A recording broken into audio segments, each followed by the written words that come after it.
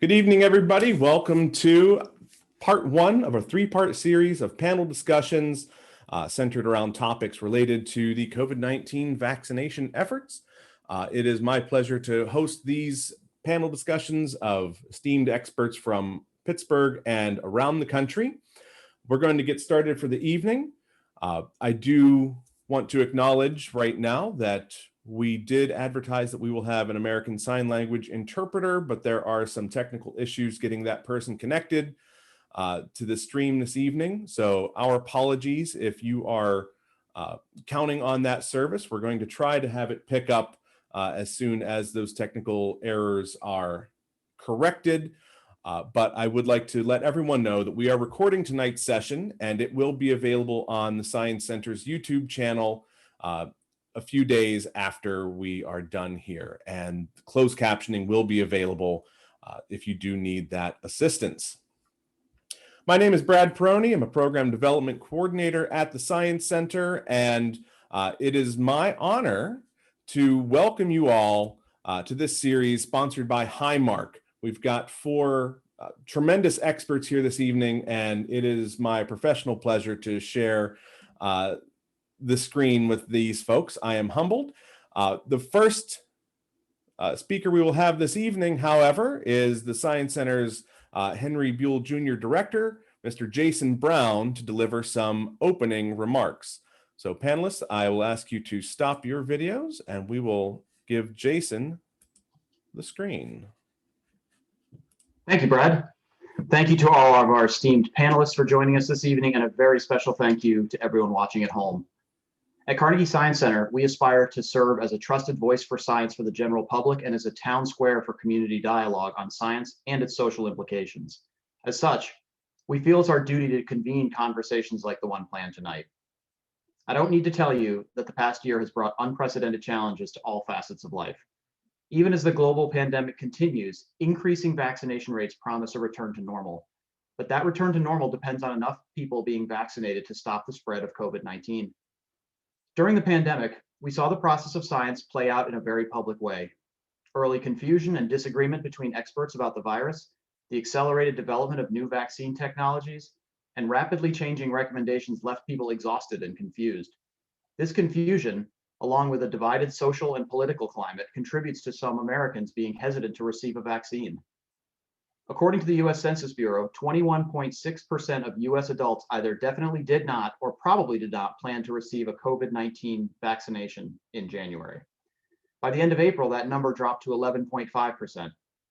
Concern about side effects, mistrust of vaccines or the government, and uncertainty of whether an individual needs the vaccine were chief concerns stated in the survey.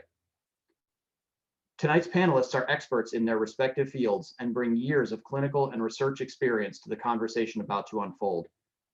I hope tonight's discussion addresses your concerns and provides information you can trust. If you, a friend, or loved one are unsure about receiving a vaccine, consider inviting them to join you for this discussion or the upcoming installments in this series. With that, I'd like to turn it back over to Brad and get the conversation started. Thank you. Thank you, Jason. We appreciate those words.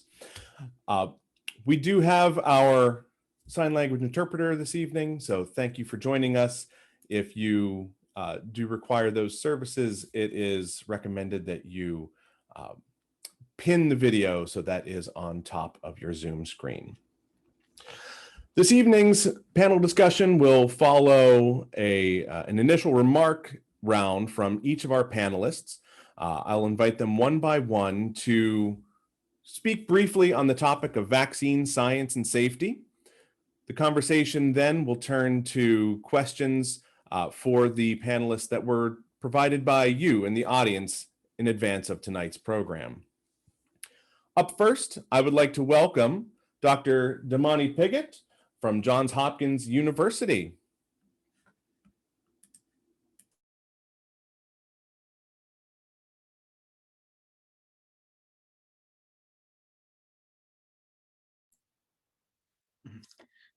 Great. Thank you very much for the invitation to today's session. I'm Damani Piggott.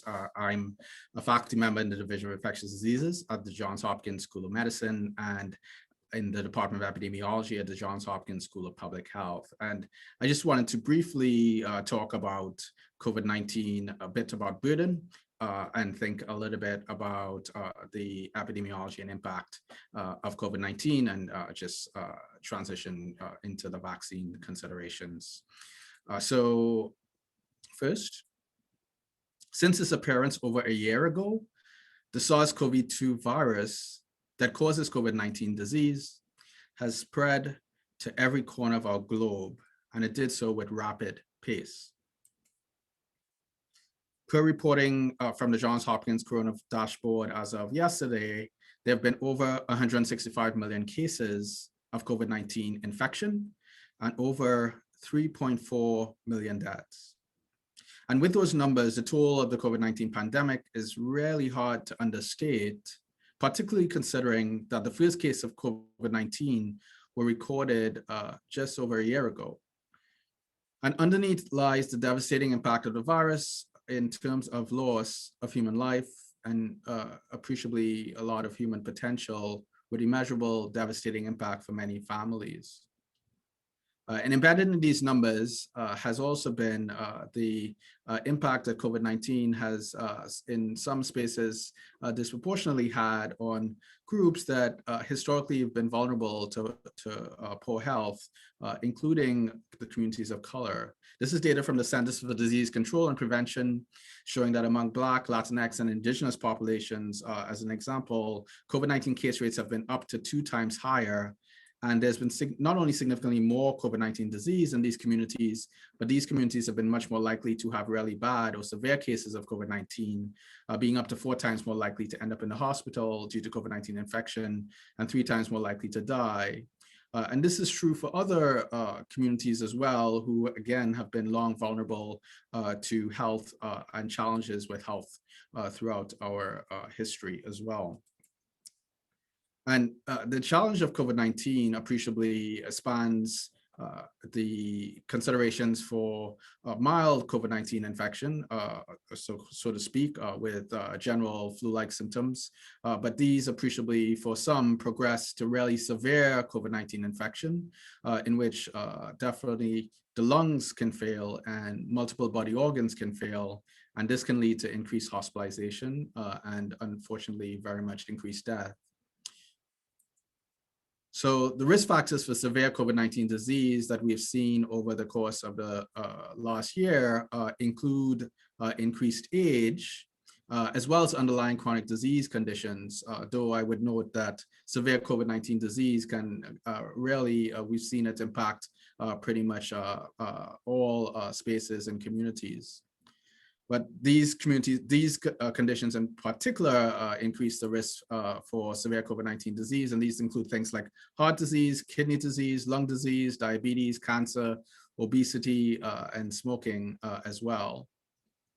And some of the disproportionate impact of COVID-19 that has been seen has related in part to higher rates of underlying health conditions, such as the ones I mentioned in vulnerable communities, the role that vulnerable communities have played in essential services on the front line, and then a range of long-standing social determinants or factors that challenge health equity, with health equity being defined by the National Academies of Sciences, Engineering, and Medicine as the state in which everyone has the opportunity to attain their full health potential, and no one is disadvantaged from achieving this potential because of social position or any other socially defined circumstance. So a lot of work has gone into slowing the spread of COVID-19 as we work towards therapeutics and vaccines. And some of that work actually had taken place before the COVID-19 pandemic came to be. So this work has been notably informed by substantive experience with other pandemics, particularly with influenza, going back at least as far back as the 1918 pandemic, which infected about 500 million persons with an estimated 50 million deaths worldwide. And the experiences with multiple flu pandemics over many decades really served as a key base for the measures we have been able to deploy for the prevention of COVID-19 infection today. And these include evidence-based non-pharmaceutical interventions, such as hand hygiene, washing hands with soap and water, the physical distancing that we've all become very accustomed to, and also the masking considerations as well as environmental cleaning measures. All these were informed by this prior work. And pre-COVID, these measures were considered to be key to flattening the curve that folks have heard about relative to the daily number of cases, with the outcomes being the decreased spread of infectious disease, a decreased strain and burden on healthcare facilities, and ultimately, as we want, reductions in hospitalization and death from viral infections. So as we reflect on COVID-19 and the pandemic and what has happened to date, it's clear that we need to use every tool to fight this pandemic. And so that includes the successful tools that I mentioned that have been used previously prior to COVID-19, has been considered prior to COVID-19 and have been used during the COVID-19 pandemic, such as masking, physical distancing, and hand hygiene. And appreciably, as the science has advanced substantively and very rapidly, the consideration of vaccines can play a key role in this regard, with much promise. So I really want to just close by talking a bit about herd immunity from an epidemiologic framework. This concept is very much tied to the prevention toolkit. And so first, what is immunity? And I know there'll be further discussion on this to come. And at the individual level, our bodies have really robust systems to defend us against infection. These systems get activated whenever our body receives signals recognized as danger signals from infectious organisms. And really, one can think of herd immunity as the concept of bringing all of our individual defense systems together to provide a joint community defense. So it really relies on the idea that as more individuals are, in the case of a viral infection, infected and or protected by a vaccine, so infected with development of immunity or protection or protected by a vaccine, there are less persons who are susceptible to carrying the virus in our communities.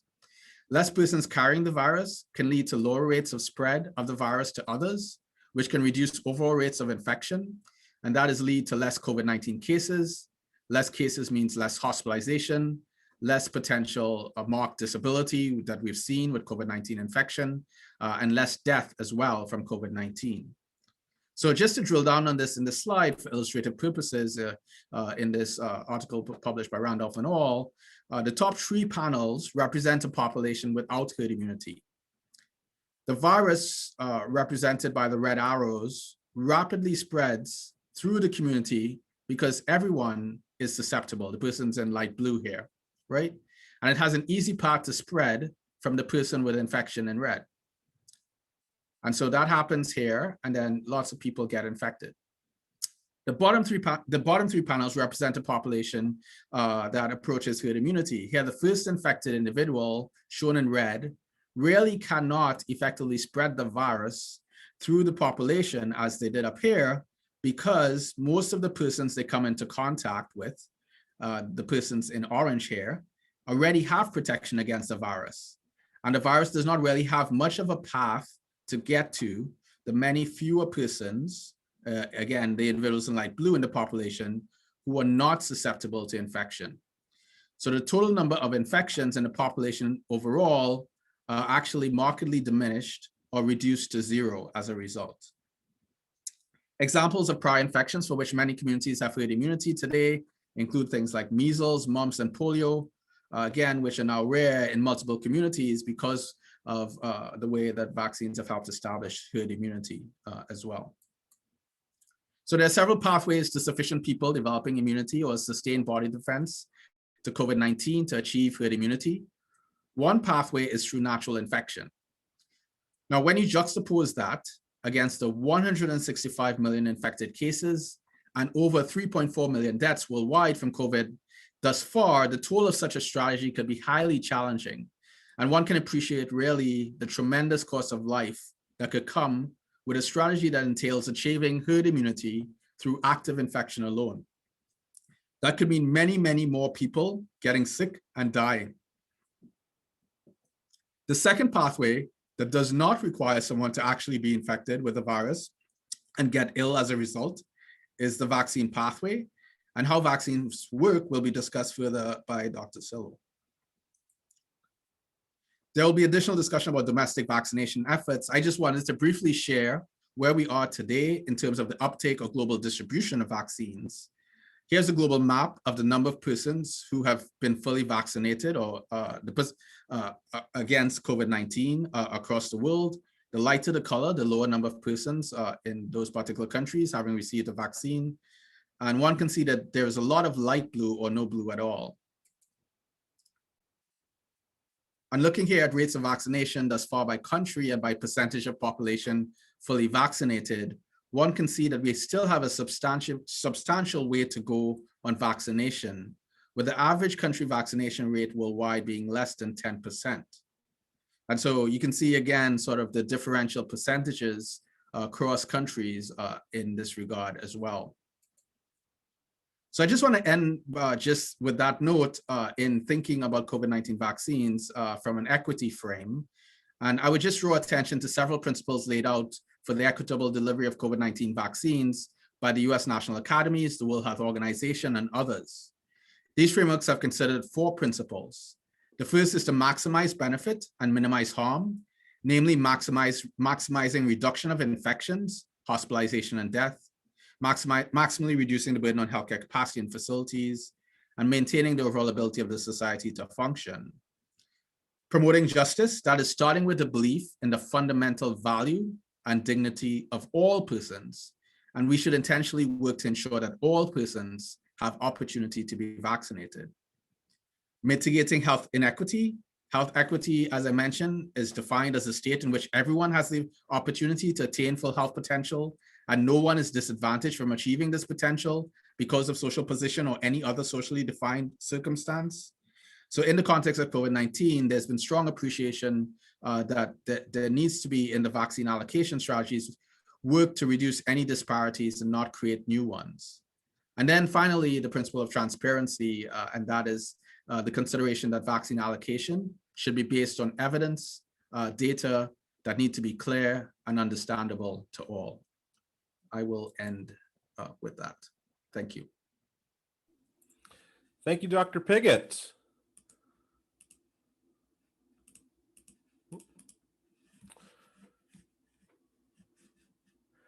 Up next, we will have Dr. Anthony Cillo from University of Pittsburgh. Hello and good evening, everyone. It's my pleasure to be here with you all as part of this vaccine safety and science panel. Thanks to Dr. Piggott for those wonderful opening remarks, going all the way through, mitigation, vaccination strategies, and touching on herd immunity as well as equity and transparency. I'm going to kind of build off the notion of herd immunity, but at a more granular level, looking at really what is going on in individuals when they're being vaccinated and how vaccines work. So I'll go ahead and get my slides up.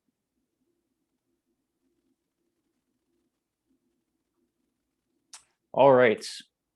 So I wanted to start and just briefly introduce myself to the audience here, specifically with my professional background.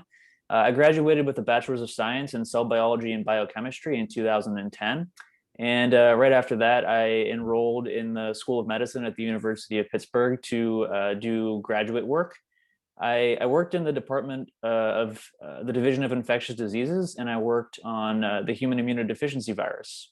I actually worked on developing some different lab assays that are actually quite similar in nature to the COVID-19 SARS-CoV-2 PCR tests that we're all familiar with from having our nose swabbed. After I received my doctoral degree in 2016, I started postdoctoral training in immunology at Hillman Cancer Center. I spent a couple of years doing that, and as the pandemic began to really catch fire here in the US, I started working on COVID-19 in collaboration with the Department of Critical Care at the University of Pittsburgh and UPMC. Our work there really focused on looking at the critically ill patients, those that are entering the ICU with really bad COVID-19 disease, and looking at their immune response and trying to figure out ways in which we can mitigate the risk of death in those patients.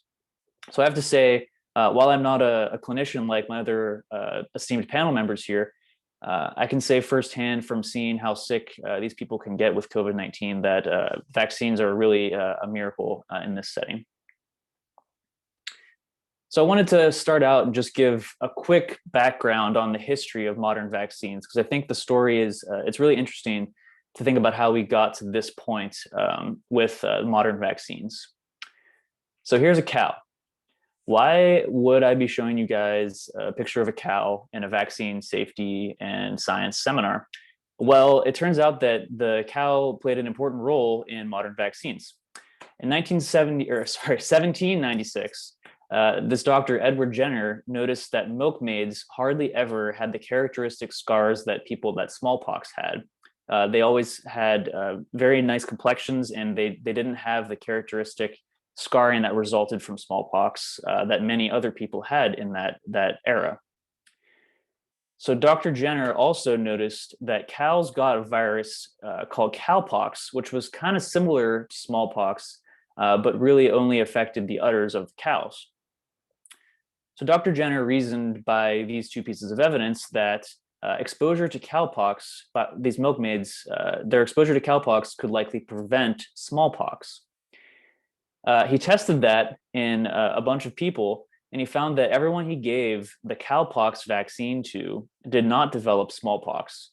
And that was really remarkable and led ultimately to the first mass vaccination efforts and the modern vaccines that we have today. So in order to understand how vaccines work, it's important to understand a little bit first about how viruses work. So I'm showing here examples of a virus, and the virus in this case infects cells by using proteins on the surface of the virus that bind to other proteins on the surface of the cell. The virus can then enter the cell, and it kind of hijacks the cell's machinery to create more copies of itself. And that's what both makes us sick and also allows us to spread the virus to others when we are sick. Now, our body naturally will respond to this virus by producing other proteins called antibodies, which I'm showing here in green. What these antibodies do is bind to the surface of the virus. They're really specific for certain proteins that are on the surface of the virus. And what these antibodies do is they prevent the virus from entering your cells. So the virus doesn't enter your cells, it doesn't replicate, and you don't get sick. Unfortunately, at the beginning of the pandemic, many people developed antibodies through natural infection, which is, as Dr. Piggott was alluding to, not the preferred way due to the high risk of morbidity and mortality from SARS-CoV-2 infection. The other way you can get antibodies is through vaccines. And I'm going to talk a little bit more about how vaccines can be used to generate an antibody response. So first of all, what's in a vaccine? Well, it kind of depends on the vaccine. There's really four major types of vaccines that are in use today.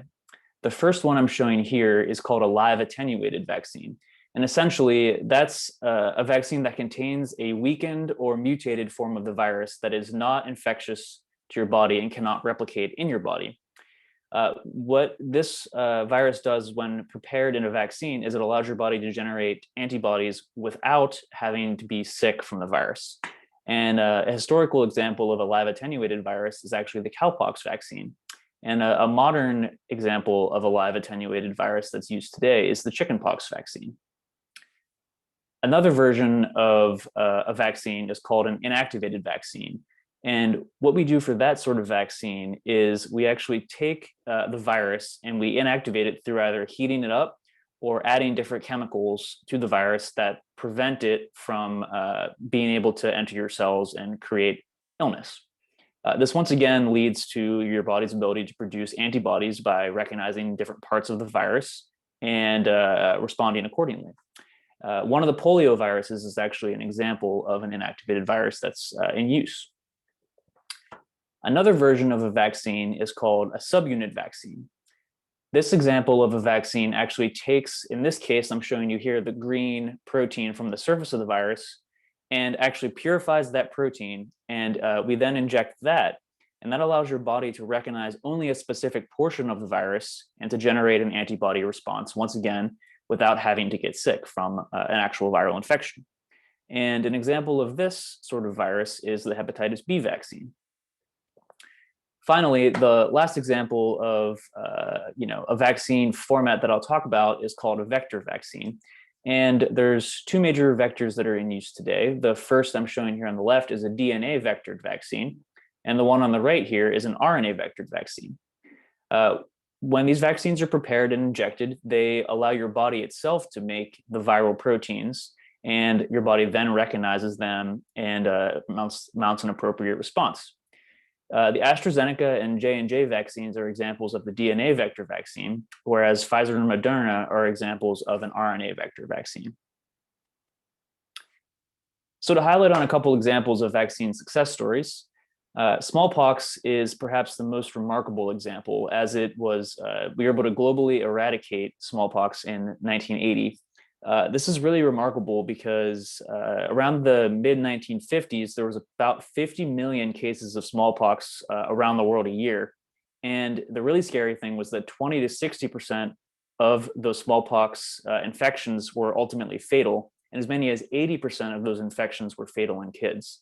So the fact that we were able to eradicate smallpox means we really got rid of a huge burden of disease that was present in the world.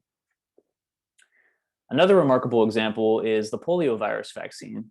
This one's cool because it was actually developed by Jonas Salk at the University of Pittsburgh in the late 1940s and early 1950s. Around that time, there was about 500,000 cases of paralysis or death a year from the poliovirus. And I don't know how many people have learned about polio, but you can see pictures of examples of people that were paralyzed from polio in those massive iron lungs that had to breathe for people. So the fact that polio has been mostly eradicated globally represents another major success of vaccines. Measles, mumps, and rubella, the MMR vaccine. This one's remarkable because there's been a 99% reduction in measles in the United States since the advent of this vaccine. And finally, the seasonal influenza vaccine is actually quite remarkable because the flu can really change from year to year. And the vaccine has to be predicted in advance to appropriately be matched with the circulating flu strain. And the efficacy can vary from year to year, but it can be quite effective. So there's many challenges with developing successful vaccines. You know, I made it sound like, oh, you know, you can develop a vaccine to anything, but there's many challenging viruses that still don't have successful vaccines. But I think the primary challenge in vaccine development is always safety, which I think others in the panel will talk about a bit more in their opening remarks. But another major challenge is also viral variation. So I showed you before, you know, how viruses infect cells and your body can produce antibodies that block the virus from entering your cells through either vaccination or natural infection. Well, there's also the scenario, as many of you have probably heard through various news outlets, there's viral variants that can exist. And essentially what happens in a viral variant is the green protein on the surface here that's recognized by the green antibody becomes a red protein and is no longer recognized by the green antibody. So when this happens, your natural immunity or the immunity from the vaccine will become either less effective or completely ineffective. However, fortunately, we can also develop booster vaccines or alternative vaccines that have a wider breadth and will allow you to develop the proper red antibodies to neutralize the red virus. So to wrap up my opening remarks, we've been using vaccines for a long time to prevent various infectious diseases. Vaccines work primarily by generating antibodies and preventing cells from getting infected. There are 4 major different styles of vaccine, but they all lead to the generation of antibodies in different ways by showing your body a small portion of the virus that it then generates a response to. And finally, vaccine challenges include the ability of viruses to mutate and to avoid antibodies that were generated to that specific virus. So I'll stop there, and I'm happy to expand upon any and all of these topics as the panel discussion progresses tonight. Thank you, Dr. Cillo. Our next panelist to speak will be Dr. Tara Vijayan from the University of California, Los Angeles.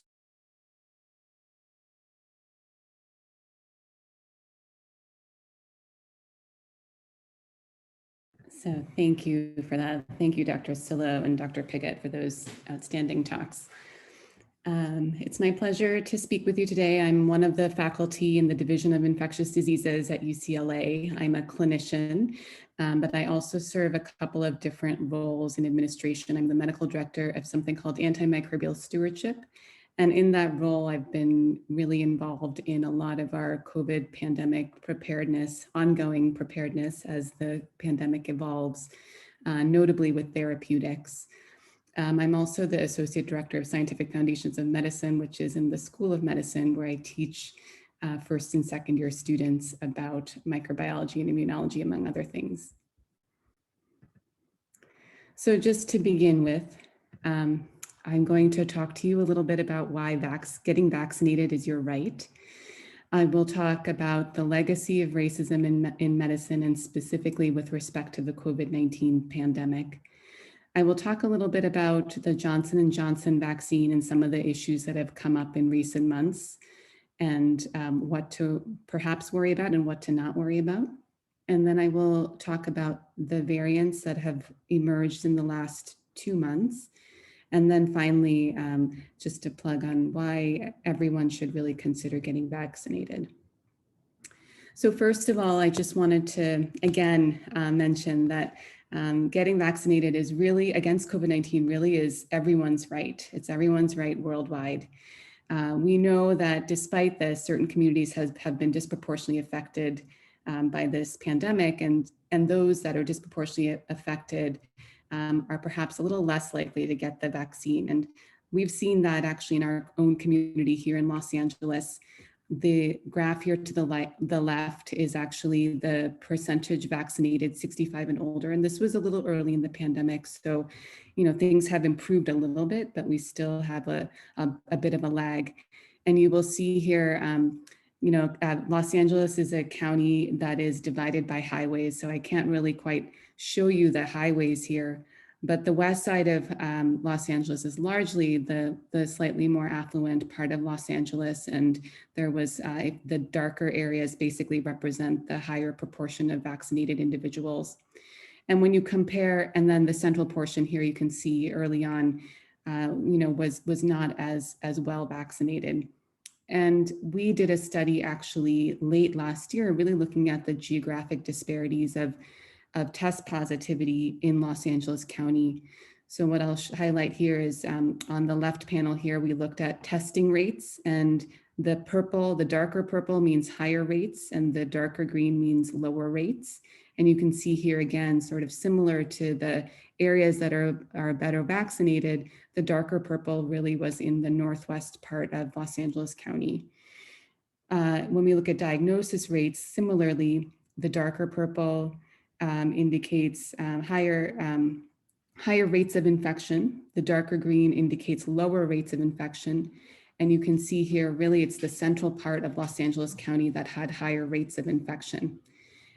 What we found was that there were a couple of what we call sociostructural determinants related to those higher rates of infection, which correspond with the positivity rate. So positivity rates basically means among those who were tested, how many were tested positive. And not surprisingly, the positivity rates correspond with the diagnosis rates.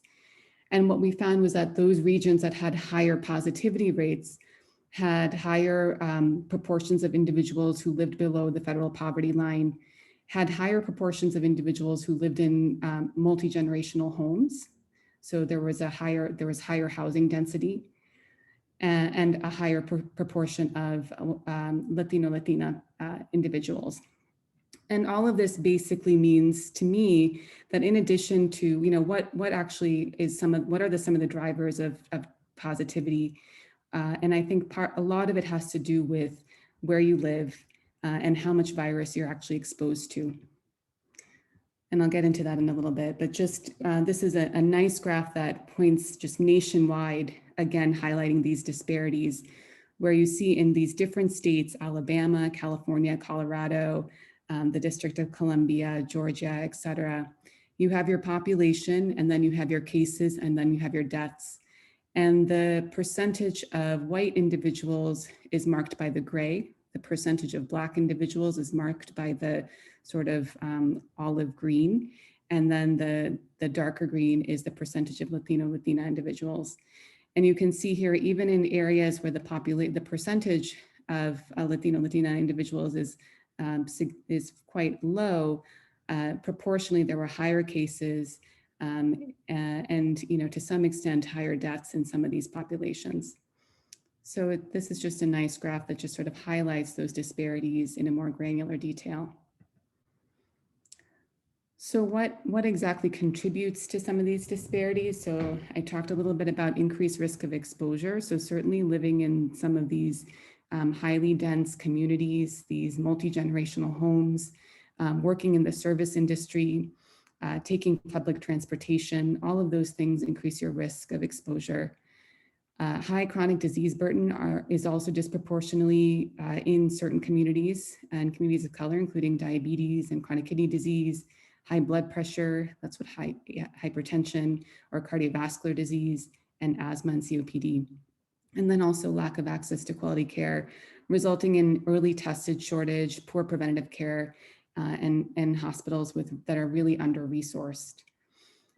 And so, fundamentally, the drivers of all of this is what we all define as structural racism, where, for decades, there's been residential segregation, where individuals coming from certain communities were not really, could not get housing in different parts of the cities, underfunded school systems, also just perpetuating structural racism, poverty, and chronic discrimination.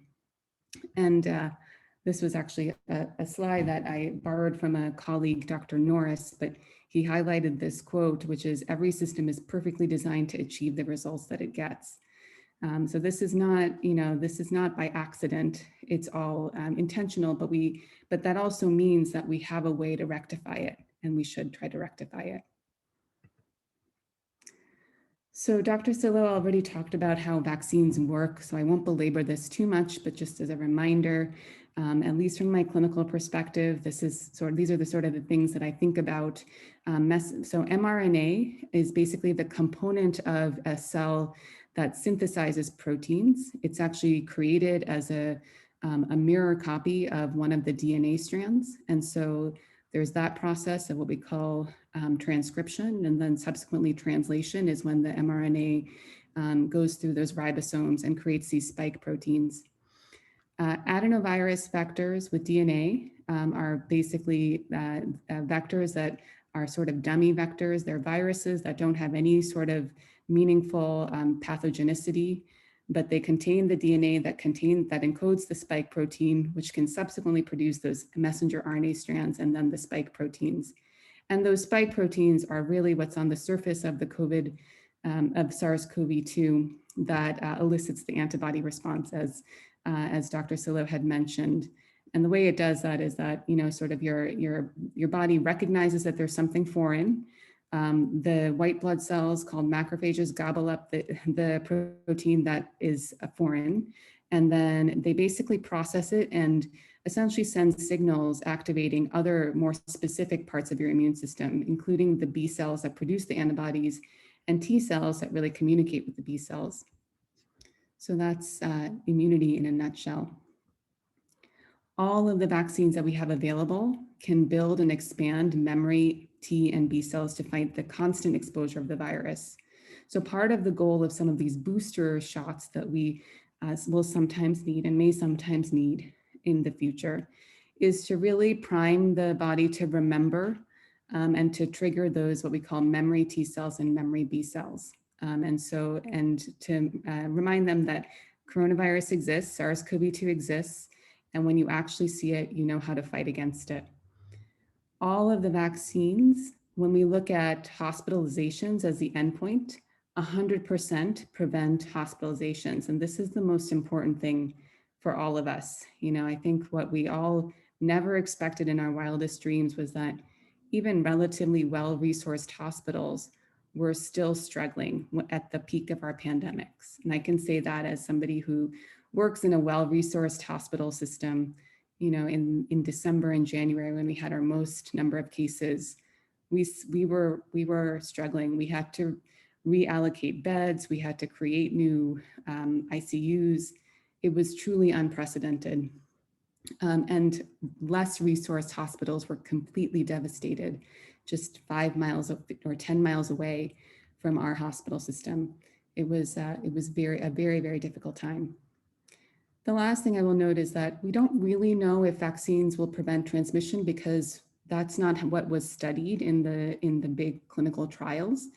But at the end of the day, because we know historically the vaccine success stories, such as polio, such as measles, have proven that vaccines eventually do prevent transmission, it is likely that this vaccine will also prevent transmission. In some ways, just by virtue of, even if somebody did get infected after being vaccinated, which we've all heard stories about, and I certainly have had some experience with my patients, those patients are less likely to get sick and they're less likely to get a lot of virus in their body. So they're not likely to transmit viruses.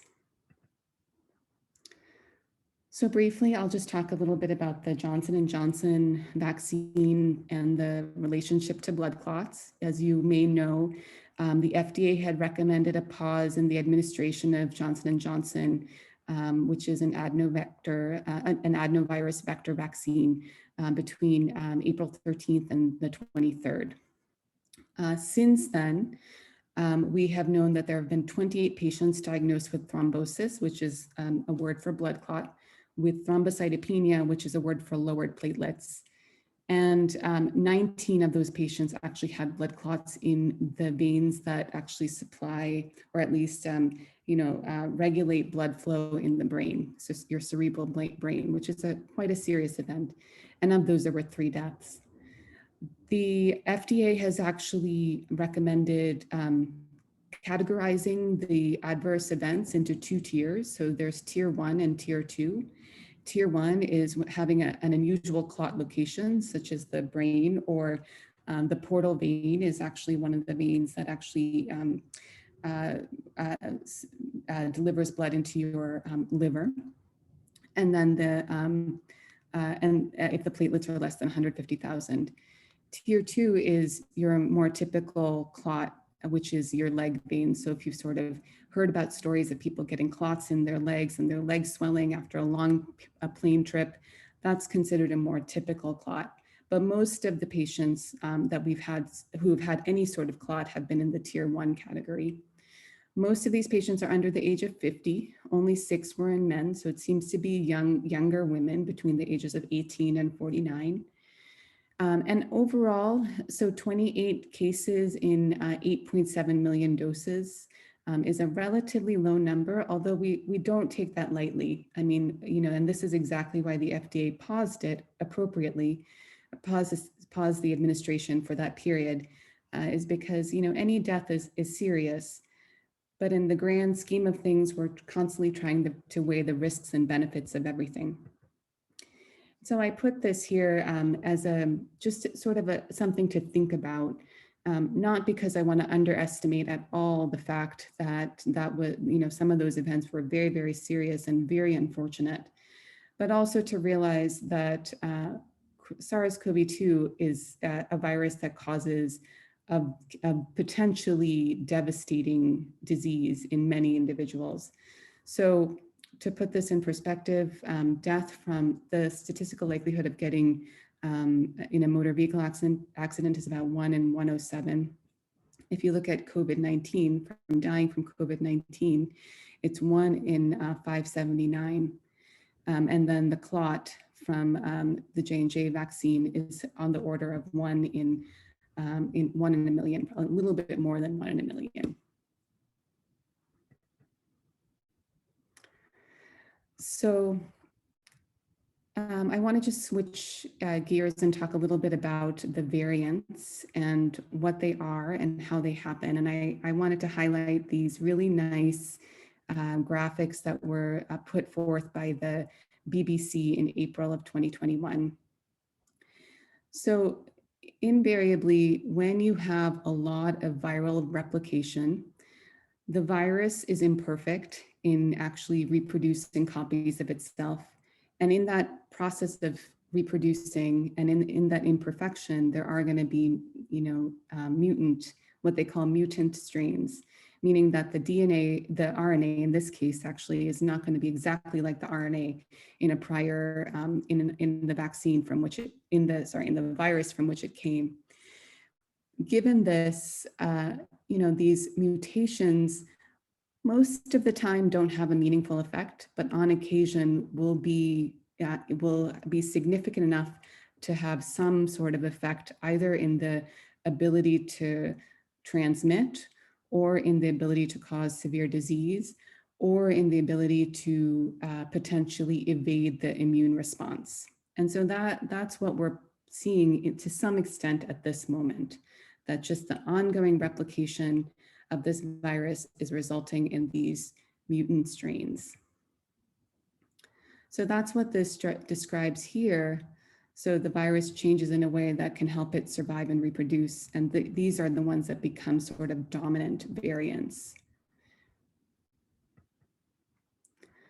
So at the time of this BBC post, they had highlighted 3 key variants that spread more easily: the UK variant, the South African variant, and the Brazilian variant. These were named after the countries in which they predominated at the time. But since then, we've had other variants. So and actually not that since then necessarily, but we just become more cognizant of other variants. So in California, we have become increasingly aware that the predominant strain in December and January, when we had that surge, was actually called the B1427 or 29 variant. And that was really what resulted in a lot of infections in December and January. And then you may be aware of the variant that is becoming increasingly predominant in India, which is undergoing a very significant and devastating surge, and that's the B1617. It's hard to know if these variants have any increased risk of disease severity. The reality is that when you have so many people being infected, you are going to just see a lot more deaths no matter what. And that's what we're definitely seeing in India. And that unfortunately was what we were seeing in December and January here in LA. So the good news is that, as Dr. Cillo had mentioned, the way these vaccines have been created, and this technology is not new, it's well over a decade old. It's just never been fully realized as a potential for vaccines and demonstrated to be so effective and safe. But because of the technology, there is hope that the manufacturers and the scientists who create these vaccines can rapidly adapt to the changing variants and create new vaccines readily. What we know so far about the variants and the vaccines is that, at least for the South African variant, which is the B1351 variant, the AstraZeneca vaccine, which is another adenovirus vector vaccine, is not as effective. So that was discovered fairly early on. So the AstraZeneca study stopped its trial in South Africa because of that. We, at this moment, believe that Moderna and Pfizer, the 2 mRNA vaccines, are effective against the 3 predominant strains currently, including, and then as well as the UK strain in the US. And our hope is that it will continue to be active against both the South African strain and the Indian strain as well. A year ago, we were talking about flattening the curve, and all of our mitigation efforts were really directed towards trying to get the numbers down. But we're in this unique position at this very moment where our numbers are really low. And so we need to do everything we can to prevent it from going back up. And the only way we can really do that is by vaccination. As both Dr. Piggott and Dr. Cillo had mentioned, herd immunity is really a priority at this point, but not by rampant community spread, which will result in too many tragedies. The way that we can actually get ahead of the curve and expand herd immunity is through vaccination. So in summary, racism is not a is a risk factor for COVID-19. As I've mentioned before, it really does have to do with sort of the systematic and structural racism that we've suffered from, our communities of color have suffered from for decades. But we can change that. We can change the math on that. Vaccines work to produce lasting immunity, we think, and I didn't expand on this too much, but in addition to the antibodies that Dr. Cillo mentioned, it really is also the T cells that are responsible for long-lasting immunity, and those memory T cells and those memory B cells. And at this moment, at least, we believe that that duration of those memory T and B cells lasts at least 6 months. All the available vaccines prevent severe infections and hospitalizations. The vaccines will prevent the spread of infection. And the only way we can really get ahead of the curve is by vaccinating everyone. So with that, I thank you, and I will wait to answer questions until after the final speaker. Thank you very much. And finally, I would like to introduce Dr. Imran Qadeer. Thank you, Brad. Thanks for having me here. My name is Imran Qadeer. I'm the Chief Medical Officer at Allegheny General Hospital, Chief Quality Officer of the Medicine Institute, and hospitalist. I will, thanks for Dr. Piggott and others to touch on the immunology, epidemiology of the vaccine and the safety and effectiveness of it. My talk will focus on Allegheny Health Network's effort in getting the vaccine distributed in the Western Pennsylvania, some of the challenges associated with it, and how we address equity and distribution of the vaccine. So on behalf of Allegheny Health Network, Highmark Health, I'd like to say that it's been a true pleasure to serve the Western Pennsylvania community over the last several months. We've administered more than 350,000 vaccine doses to date. Our primary vaccine that we have distributed or administered is Pfizer vaccine. Initially in the phase, as most have done, because of the CDC recommendation, the healthcare workers were the first to be vaccinated. And in Western Pennsylvania, our focus was on age greater than 75 initially, and then after that, age greater than 65. And as both CDC and Department of Health expanded their criteria, anyone age above 12 is now is able to get the vaccine. We held dozens of mass vaccination clinics, and through clinics held at our 7 hospitals, and by hosting several community-based clinics throughout the region that have provided both convenient and equitable access to the vaccine. We partnered with the Pittsburgh Pirates, who stepped up to help us host the region's first mass vaccination clinic last February, and the area's largest public vaccination events of any kind since the U.S. smallpox vaccination of the 1950s. Together, we're proud to say that we administered tens of thousands of vaccine doses at PNC Park, at the Dick's Sporting Good headquarters, in the convention center in Monroeville, next year, our hospital-based clinic, community events, many of which were provided early on in the process to our region's most vulnerable, such as those with chronic disease that Dr. Piggott had listed, and the elderly population. And to help ensure both speed and equitable distribution of the vaccine from the beginning, AHN has targeted the most vulnerable and marginalized population that has been hit hardest by the pandemic.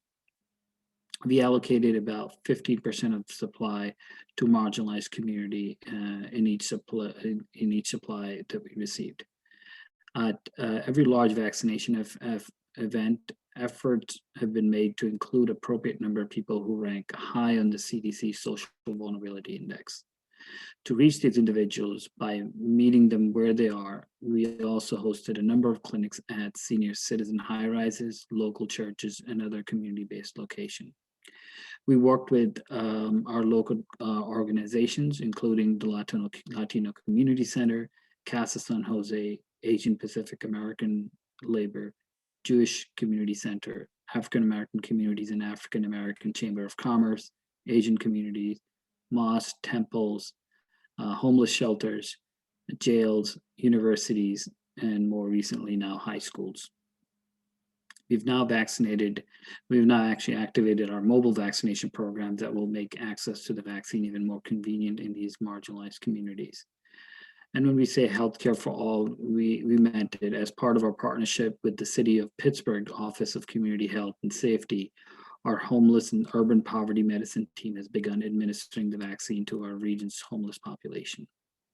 Despite all this progress, we know our work is not yet done, as there's still more people in our community who need to be vaccinated. Our challenges still remain, as our esteemed speakers have spoke about, is vaccine hesitancy. There are still myths and misconceptions regarding vaccine safety and efficacy. And as Dr. Vijayan and as Dr. Cillo have pointed out, vaccines are 100% effective in preventing hospitalization and death. So it's important that we get the word out to our community about the safety and efficacy of the vaccine. You're more likely to face complications by getting COVID than the vaccine itself. We have seen in a number of complications being developed in our COVID patients. And because of it, the need arose to open a chronic disease clinic for our COVID patients. Further, cementing that the vaccine is really needed in the community. And as Dr. Cillo and Dr. Vijayan had pointed out that we have to reach herd immunity. And to educate the community on the importance of the vaccine and its safety, it's been a pleasure to work together with our region's health system as part of the Western PA Regional CMO Consortium. We're also among top US health systems such as Cleveland Clinic, Mayo Clinic, participating in a national campaign to promote COVID-19 vaccine acceptance. We're also working closely with many of our community-based organizations to help disseminate information about the safety of the vaccine and to help build trust among community members who have traditionally lacked trust in the healthcare system. And through a number of our platform, we worked to communicate the ease of it, which everyone is eligible to be vaccinated can receive the vaccine at our clinics. Recently, at the Hospital and Health System Association of Pennsylvania joined us at one of our mass vaccination clinics to produce the video which illustrates this ease and aims to encourage more Pennsylvanians to be vaccinated. I and my AHN colleagues are grateful from many of the funding organization, community organization, Highmark Pirates, and other organizations who have supported our ongoing COVID efforts, and here including the Carnegie Science Center to continue to do so now with our vaccine effort. Without them, so much of our work would not have been possible. So I'd like to summarize that, our end point that most of our speakers have said, that vaccines are safe and effective, and would like our audience to spread the word and spread the knowledge that, and debunk the myths. Thank you, Brian. Thank you, Dr. Qadeer. I would like to invite all of our panelists to turn on their video and unmute yourselves, and we will take some of the questions that were submitted in advance.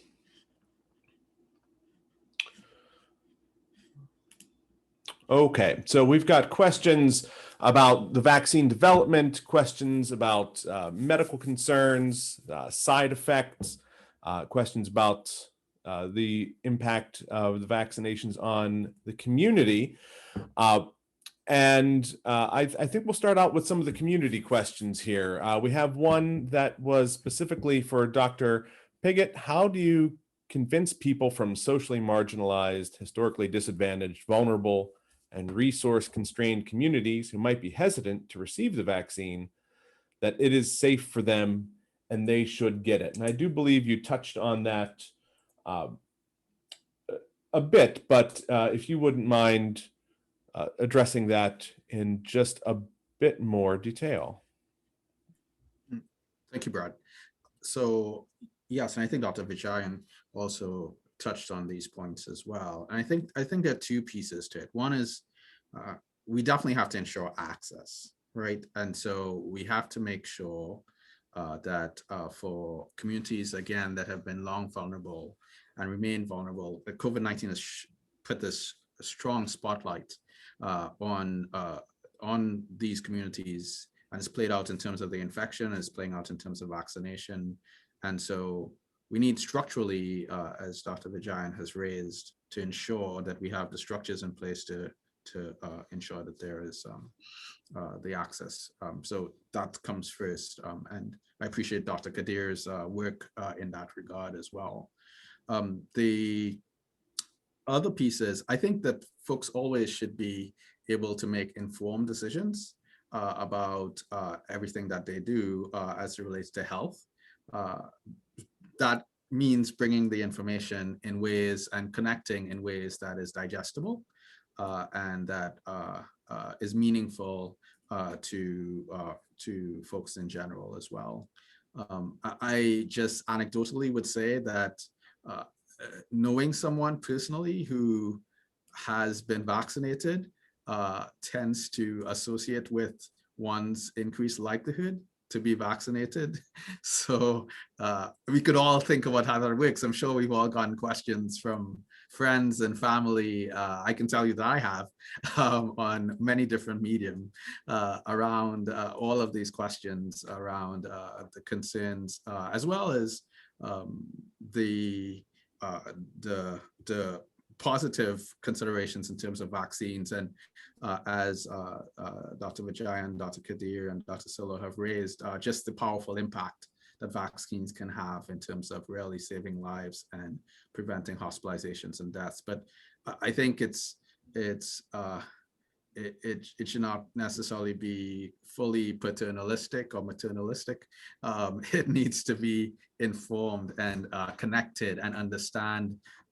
We also need to engage trusted folks in these communities in that regard. So, Thank you. If any of the other panelists would like to chime in on that, feel free. Otherwise, we can take one of the other questions. Okay, we've got a couple of questions here that relate to children that I think would be great to pair together. So the first part is it necessary for children under the age of 12 to get the vaccine? You know, we hear now that children 12 and older can get it. What about those who are still younger? Is it safe for children that young? And part B is concerned about the development of children during puberty.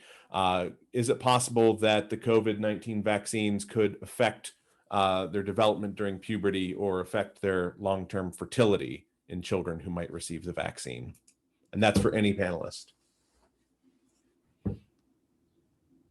I can try to take a stab at some of those questions. And I just wanted to mention that part of the reason I had the picture of my own two children, 7 and 4, is because this is a very personal issue for me as well. I will say I'm not a pediatrician, but I work very closely with our pediatric infectious disease colleagues. And you know, the data for those who were between the ages of 12 and 16 were very compelling in terms of safety and efficacy. So I think that there's no question that if given the opportunity, that particular age group should be vaccinated. We still don't have the data yet on those under 12. My hope is that the data will be similar in terms of safety and efficacy. And the main reason to treat them is, you know, we certainly have actually seen children get infected. And while the severity of illness is not as high in that population, we know they can transmit to more vulnerable individuals.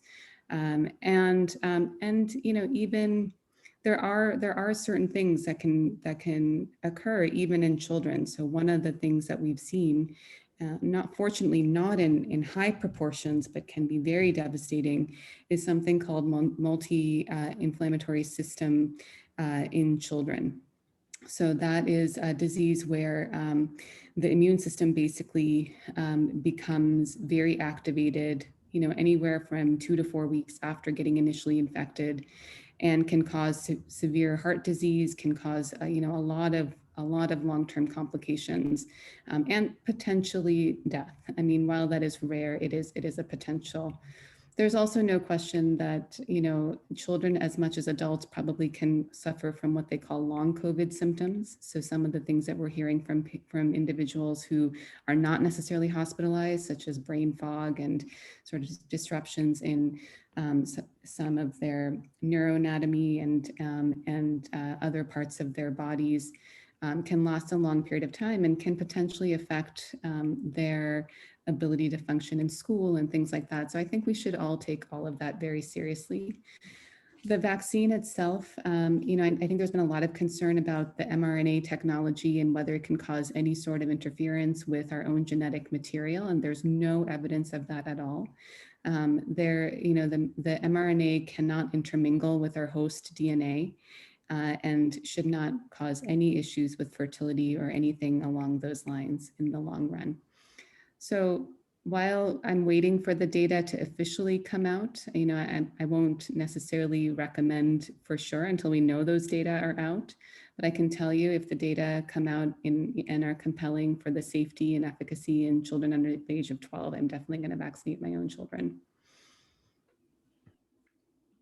Thank you for that. Any of the other panelists care to weigh in? I was just going to add, I have 2 children who are age 14 and 13. Both have been vaccinated. There's as Tara has said that it's the rate of the severity of disease in the children is lower than adults, but children have died from COVID as well. Especially those with chronic conditions. And 75%, nearly last time I looked at data, 75% of the children who did die of COVID were of color. So it's really important to, get even children vaccinated, not only to prevent hospitalization in children and death, but also, as Tara mentioned, that they're usually the vector to transmit the virus. Thank you. So let's shift gears into a question about the reaction that the body has to the vaccines. We have heard a lot about the side effects and symptoms that might present in people who've received the vaccine, but we had someone ask state that they had no reaction to the vaccine. Does that, no symptoms presented after receiving the vaccine, does that mean that their immune system is not strong?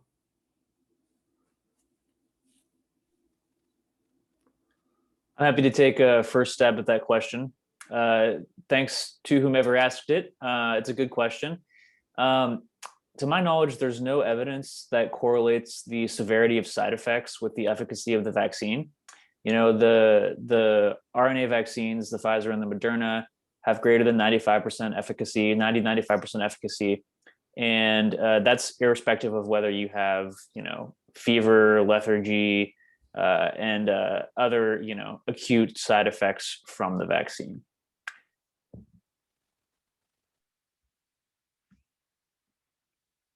And I guess while we're on the topic, I can take the opportunity to kind of talk a little bit about why you might get some sort of, flu-like symptoms from a coronavirus vaccine.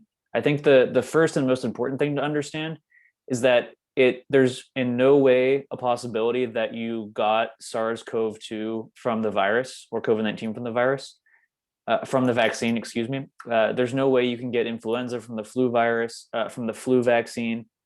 There's no way that vaccines can cause you to actually get the virus. Some of the symptoms that you feel after you get the vaccine are actually the result of the immune system getting turned on. There's 2 arms to the immune system. There's the innate and the adaptive.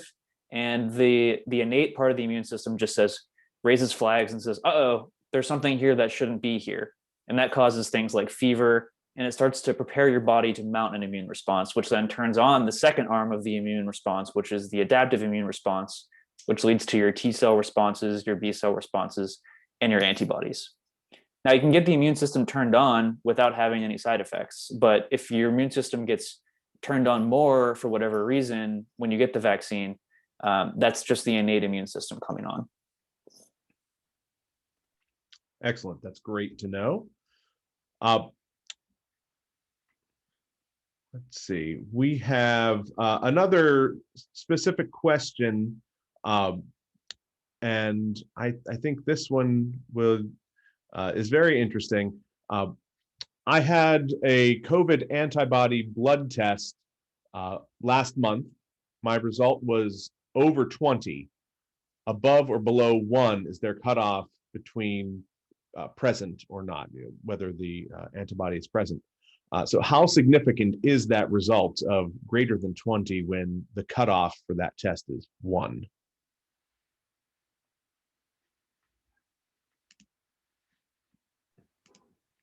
I can maybe comment a little bit on this. I want to emphasize, we talked a little bit about the different immune components that are responsible for your immunity, so your T cells and your B cells. So we actually don't advise getting antibody tests routinely as a measure of immunity because it's not a perfect measure.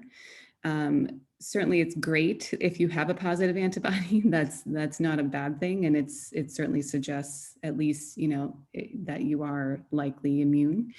But not having it doesn't mean that you're not immune.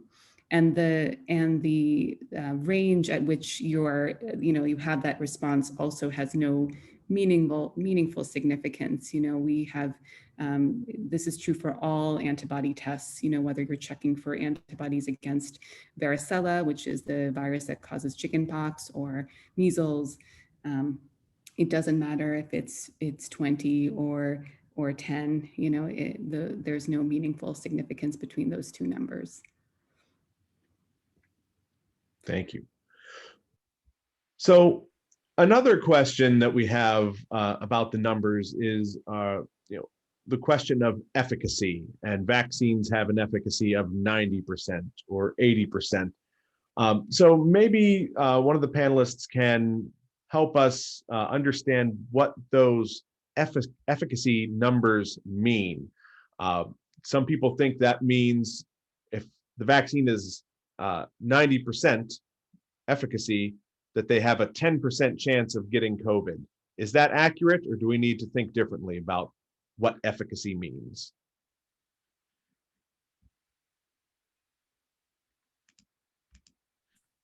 Well, I'll take a quick stab at this in a sense. So when we think about efficacy, so in the trials, which were done in tens of thousands of people, right? So 40 plus 1,000 people in each, right? One is looking at half of the folks got the vaccine and half of the folks got placebo, right? Which is a non-vaccine that carried in given in the same way. And what one is actually looking at is actually the number of actual folks in the vaccine group who got actual COVID, symptomatic COVID-19 infection, and a number of folks in the placebo group that got symptomatic COVID-19 infection, and comparing those in terms of the percentages to say, to come up with how effective, right, this efficacy rate, so to speak. So when they were saying like 95%, right, so of the cases, right, so that's comparing those who got the vaccine to the cases in those who got the vaccine to those who didn't get the vaccine. I think a number that's really important to just re-emphasize again, that I think everyone said before, is the 100% figure as it relates to hospitalizations and deaths. And I can tell you with my own family members, I've drilled down on that consideration. Right? It's ultimately what really do we care about? We care that our loved ones are still here with us, and we care that our loved ones are not in the hospital. And I think that really is the thing that we really need to drill down on in terms of thinking about across the platforms that we have so far. That's what, and the data that we have so far, that's what we have seen in terms of preventing hospitalization and death in those trials at 100%. Yeah, I'm just gonna echo Dr. Piggott's sentiment there. I mean, if we didn't have the same rate of death and hospitalization due to COVID, we wouldn't be talking about it.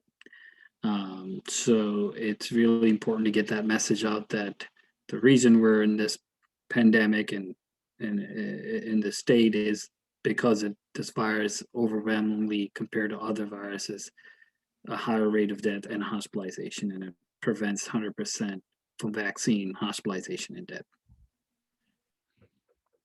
Yeah, and that's the key takeaway, that 100% figure that I hope everyone will get this evening.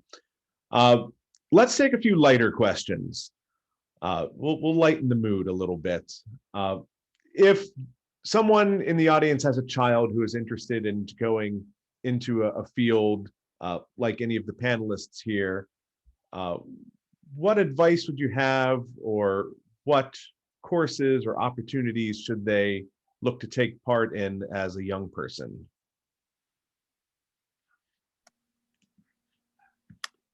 Well, I will take that just from also wearing my education hat per se, and have to say that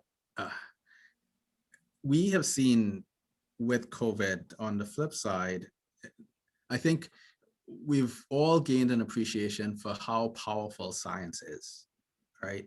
How impactful science is. And that has been true not only contemporaneously, that's been true historically. Dr. Cillo went through that in his presentation, but we've seen it in real time. It's so tangible for us over this last year. Everyone wanted to get the treatments for COVID-19 as fast as possible, right? As we face this tsunami coming down on us. Everybody wanted to get the vaccines developed as fast as possible as we face the tsunami that came down upon us. And I think one thing even for me in doing things like this, right, and connecting, having the opportunity to connect through forums like this, it definitely has sort of made science fun, right? and so hopefully that sticks. If there are lots of things we don't want to stick over this last year, right? But the one thing that I would love to stick is that passion and exposure and interest that folks would have in science and medicine, and being able to consider it in their own sort of trajectories. And that was critical for me, I can say, in my own trajectory, in terms of having the opportunity to have exposure to labs. When I was in college, I went to Morehouse College in Atlanta, and in my summers, I did research between those summers. Some of that was basic laboratory research that I did. I also did public health research in HIV and epidemiology among vulnerable populations. And that really, before that, I really didn't appreciate science. So I would say expose yourself through, this is what the Carnegie Science Center, right, is about too. So to give a plug there. So expose yourself to this. You don't have to do it, but just expose yourself and see if it excites you. And that's all I would say. There's lots of things, and you could do anything with science. Like you could be in academia, you can teach, you can be in the lab doing research, you could do policy, you could do education, communication. There's so many things you could do with science. Just that's what I would share. Thank you. Any other perspectives from the other panelists? And maybe we can also twist that question a bit. If you'd care to share what hooked you on this field as a student. I was going to say that very thing, actually. I mean, all of the things that Dr. Piggott had mentioned, but reading actually. So, there was a book I read in high school called And the Band Played On. It was also made into a movie, and that really sort of inspired me to learn about the science and the politics and the social epidemiology of HIV in this country. And it was really what got me sort of hooked. But I also want to put a plug in for museums and just cultural, staples in general. Just so important to immerse yourself in the amazing things that we have to offer in our country. I can't emphasize all of that enough. Excellent. So we talked about vaccine hesitancy. We have people who are unsure or unwilling to be vaccinated. So if some of the panelists who treat patients, if you have patients who are hesitant to receive that vaccine, what are some of the things that you would tell them to help them change their mind? So as a hospitalist and working on a COVID unit this past 16 months has been very challenging.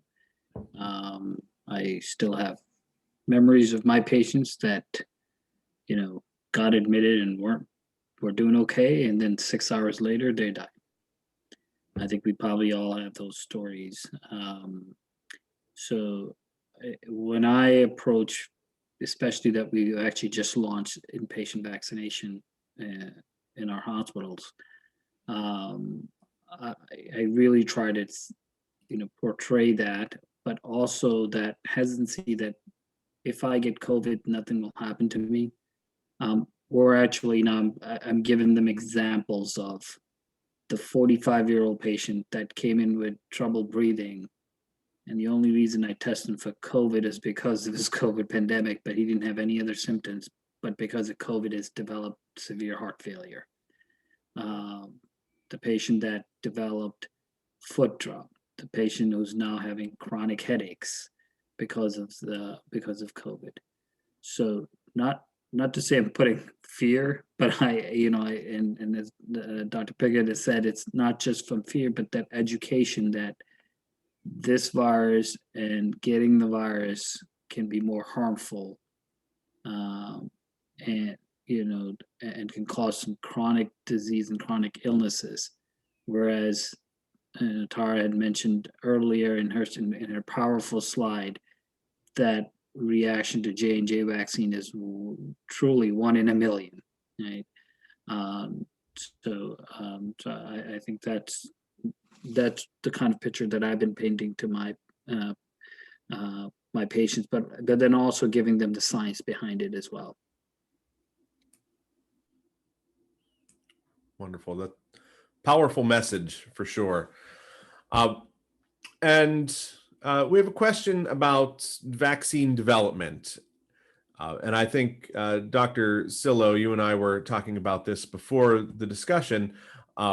The mRNA technology that we have seen rolled out for the COVID-19 vaccines seems to have come up very, very quickly.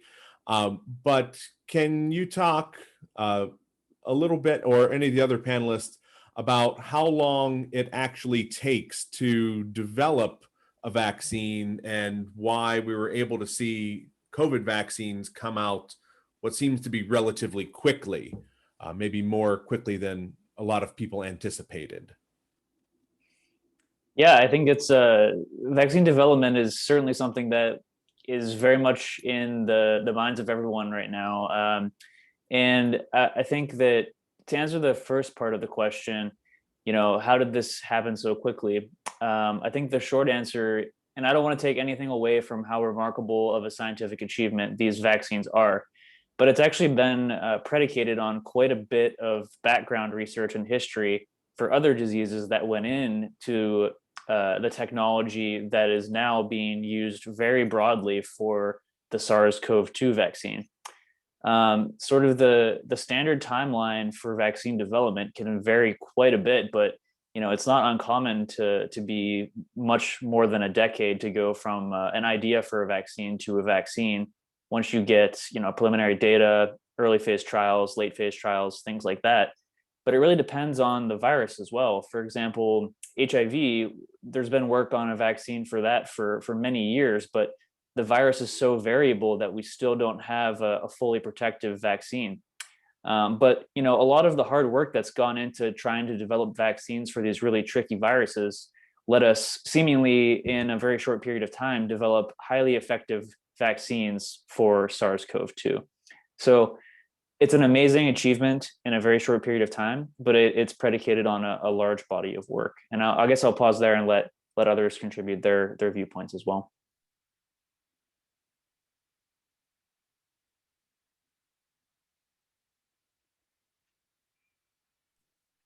I don't know if we have much to add to that, actually.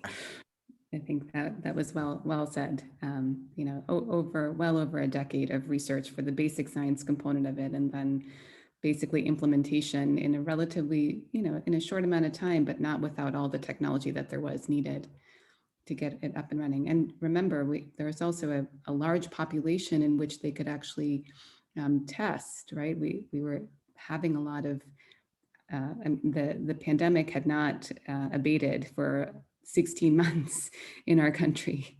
It's only now that we're starting to see a little bit of a decline. So we had a lot of we had a lot of people that generously volunteered their time to try to get us these data that we needed.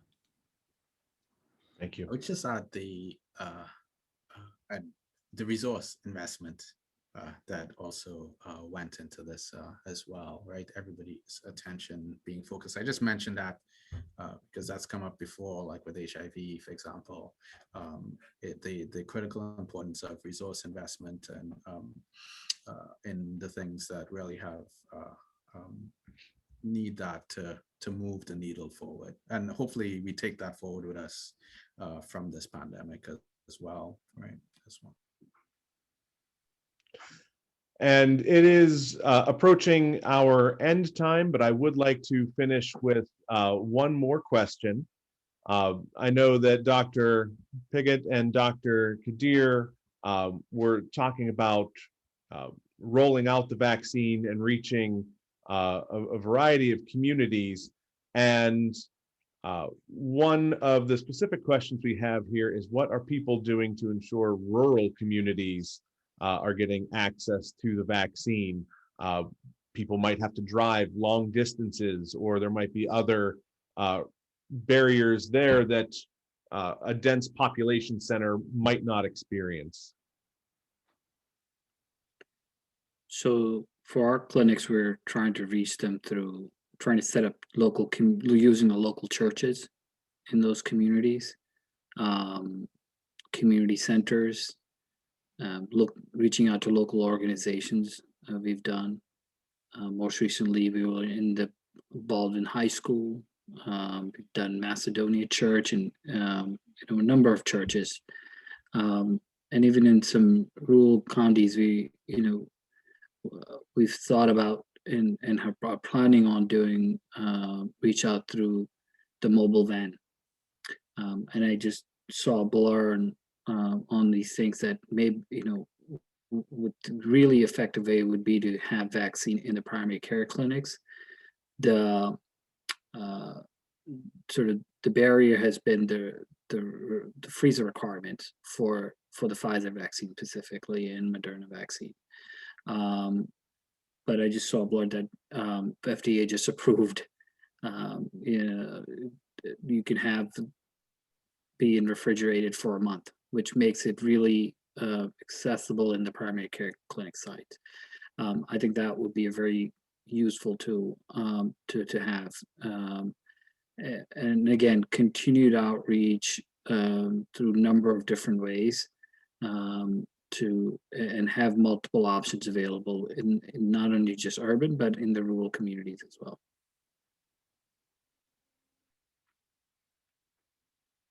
If any other panelists would like to weigh in, you can also feel free to If you have any examples of success stories in your communities for administering the population with the vaccine, we would welcome that before we conclude.